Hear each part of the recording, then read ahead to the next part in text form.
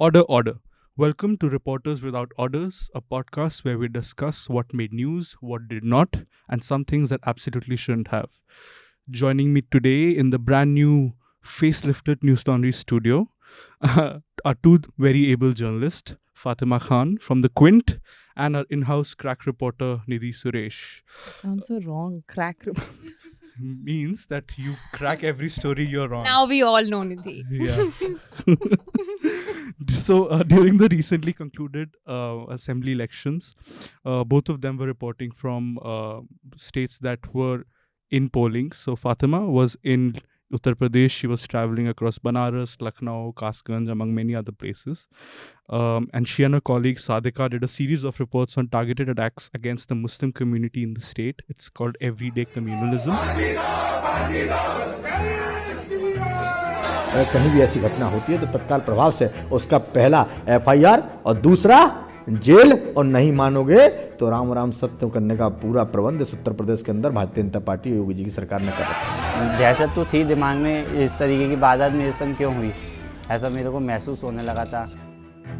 After the results, she also reported on voting patterns in the state and gave us some masala on what is happening within the Congress party.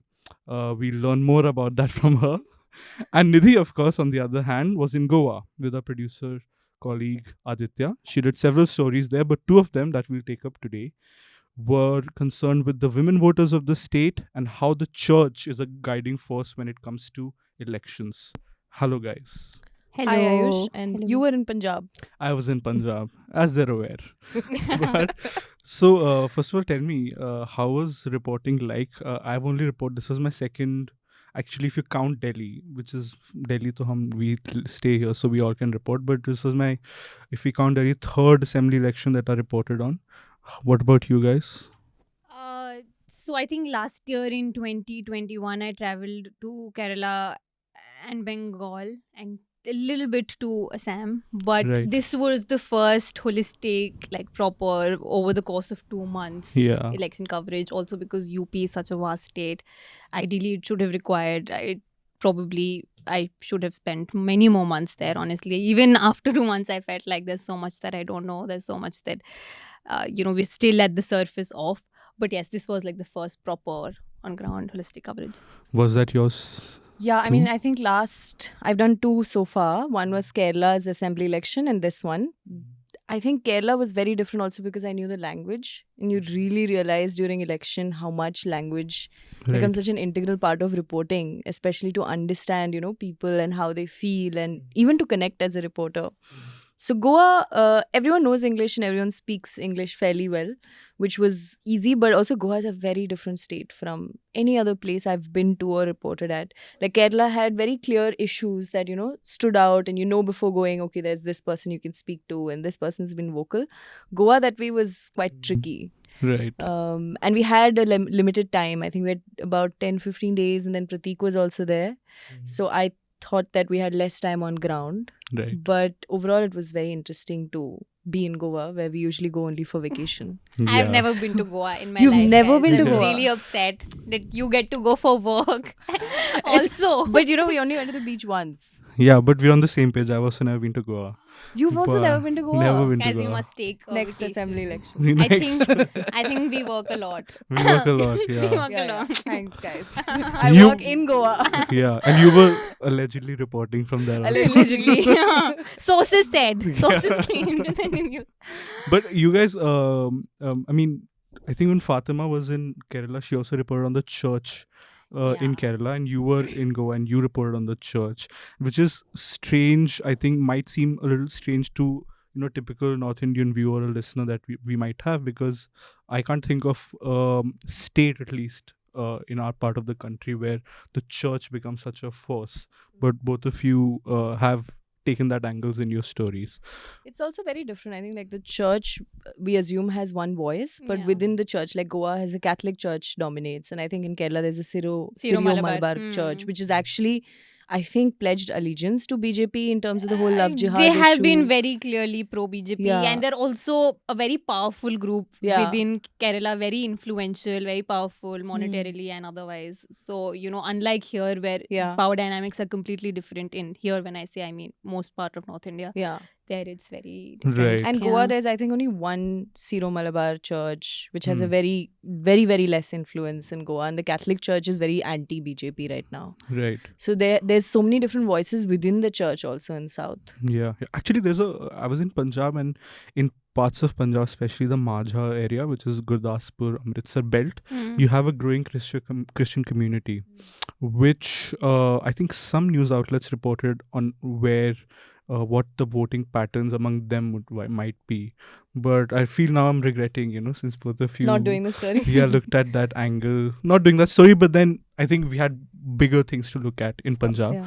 But yeah, it's something for the next election or the one after. Yeah. But anyway, so tell me, we've read your stories. You guys have big followings on Twitter. Everyone knows what you cover. But what is it like reporting, that part that does not make it to your copies? For example, I'm confident that out of the three of us, I had best food while reporting. What was UP like? Dude. So, I feel like, initially also I think the problem with reporting in winters, right, is that the sun sets very soon, of course, duh. But the issue then is that you start really early and still you feel like you have so much to do before there's no more sunlight.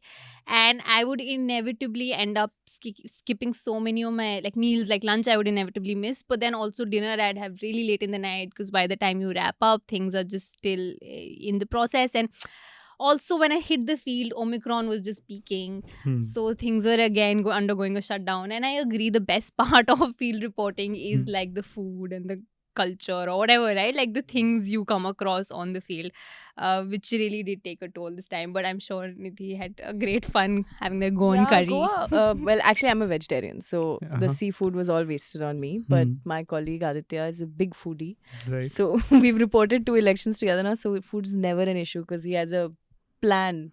Like we I have a see. research plan on our stories. He has a research plan for food. Yeah. So that works out fine. Of course, Goa is really beautiful, and also I think we see mostly the beaches in Goa, but it's got a massive forest area, and it's really beautiful. So that was amazing to Yeah. see and witness, and amazing to get out of Delhi when the pollution was also quite bad here. Right. Look at Ayush and me nodding along. Like we know what Yeah. Goa is like.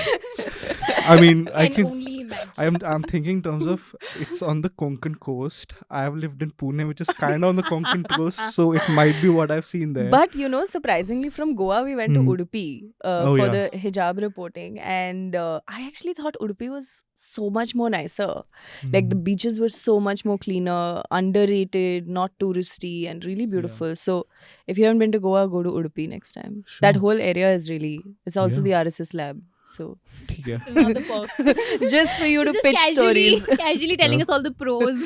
Yeah, This but country is it's run analysis beautiful lab. now. Anyway, yeah. So let's come to your stories, Fatima. Starting with you, we have looked at how the Congress party, when the results came out, is stripped to probably its most vulnerable, state in its long political history. In UP, I think it has 2 to 3% voting percentage. In Punjab, it really fell to 23%. I was looking at the exit polls, and none of them actually expected the Congress Such a bad party performance, to reach 23, and this is a party that won 77 last election, an assembly of 117 seats. So let's start with Uttar Pradesh and tell us about what you think the Congress party got so wrong, because they put in more effort, you write in your story, than last year when they won 7 seats. They won 2 this time. Why did the party end up with that kind of number, especially when we thought, and at least in the media, it seemed like Priyanka Gandhi might have a big appeal? Yeah. No, it's true. This time around, I do have to say that Priyanka Gandhi evidently put in much more effort. And I don't mean just a month or 2 months before the elections. We know for a fact that she was one of the few odd leaders who were the first ones to say, reach a Hathras or an Unnav or a Sonbhadra. And all of those things, of course, caught media attention, caught media headlines. And I do think that does play an important role. I'll never ever dismiss that as being, merely quote unquote parachute politics and, why this is important. I do think that for a national political party, these are important things that need to be done merely and purely for optics. And I'm saying optics do play a very important role. The problem with Congress is that while they had that bit of it handled, and kudos to Priyanka Gandhi, because she does have that kind of appeal, that kind of charm with people. In Uttar Pradesh, I noticed just, and this is a nationwide problem with the party, but in UP specifically, the organizational rigor is lacking to such a great extent. The party cadres, they're just not enthused at all. For them, the fact that, okay, sure, Priyanka Gandhi comes, but then the fact is that she doesn't live there. The fact that your general secretary, who's supposed to shoulder your campaign, who's supposed to lead you to victory or at least a decent number of seats, she doesn't live there. She keeps going back and forth between Delhi and Lucknow. It had been, at least I think there was a period when for over a year she did not even visit the Lucknow office of the Congress party, which is huge. If you just think about what it means for the average party cadre who sits around that area, for them this is very devastating. I think that, combined with the fact that a lot of things start at the top but they don't really seep down in terms of just how things are being handled within the party. Even the fact that so many of the leaders exited the Congress in a span of, like, say, 6 months before the elections, be it Jitin Prasad or RPN Singh. More recently, Imran Masood, who I would say of the three had, most stake within Uttar Pradesh and most appeal within the party cadres. All of these things do inevitably play a role. And I personally, I'll be very honest, I personally did think that they'd do better than last time. So even I did not predict that they'd come down to such a big margin. But of course, number of factors play a role there. Last time a lot of SP's votes also got transferred to them. This time, the Muslim consolidation behind the SP was, I would say, unprecedented in many ways, because for them, for the Muslim community, I have no qualms in saying this was an existential election. So, these external factors also play a role in why we are seeing things happen with Congress. I think the bigger story with Congress isn't just UP, but how they lost Uttar Pradesh and Uttarakhand and Goa, which even the exit polls had predicted would be a much closer, much tighter fight. And I think Goa, Nidhi can expound a little bit on. No, I think with Congress, what she said about, there's so much lack of touch with the ground. Like, I noticed this in Kerala as well, where Rahul Gandhi was an MP in Wayanad. And there's a huge Adivasi community in Wayanad, the tribal population. I think 32% of population in Wayanad is tribals. And they had, I remember Rahul Gandhi had come and offered laptops to a lot of kids during COVID. But the truth is, if you go, we visited a few Adivasi areas, there's no food, there's no electricity, there's no, absolutely no sense of normalcy, or even a home. So to offer laptops in that moment just is so symbolic of how much of a lack of touch you have with the ground. And he'd hardly visited Wayanad. And when he came once or twice, it was during the farmers' protest, and he conducted a tractor rally in Wayanad, which is so bizarre, especially at a state which really suffers and from environmental disasters and has a massive push for better policy in terms of environment. And they have issues with in terms of farming. There's farmer suicide, but it's nothing to do with the 3 farm bills.